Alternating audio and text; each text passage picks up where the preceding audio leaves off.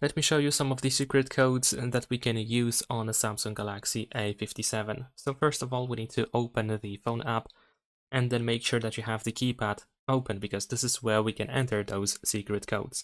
The first one is a test menu, a hidden test menu. We need to tap on *#0*#, and this allows us to access this secret test menu where we can perform a couple of tests. The next code is *#06#. There we go. And this allows us to check the information about IMEI and the serial number. So pretty much the same stuff that you can find in the About Phone menu in settings. All right. Next one.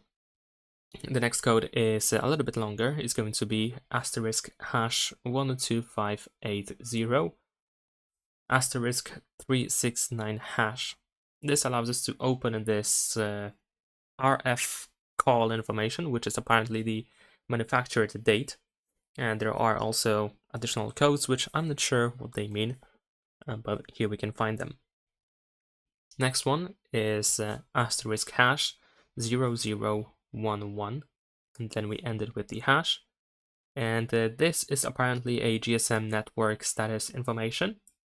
Although if I go through here, we can of course find a bunch of different codes and symbols and so on and so forth, some information that of course might be useful to someone.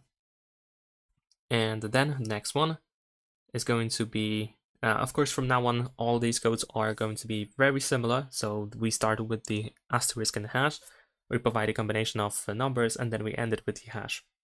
So now it's going to be 0808. And this is USB settings. So I assume that you can access this menu once you connect your phone via USB cable to something, and then we can decide what should happen or what should be accessible, whether we want to charge or something else. Over here we can also use 1, 2, 3, 4, so a very simple code, which allows us to check this information about the version of our phone. So you can see, for example, the model name, the official model name. Well, official of course is the Galaxy A57, but these models also have their own codes, and this is of course the code. Now we're gonna use 2663. There we go. And this is the information about Wi-Fi and Bluetooth version. So here we have the Wi-Fi version, and then here below we have the Bluetooth version. Next one is 9090.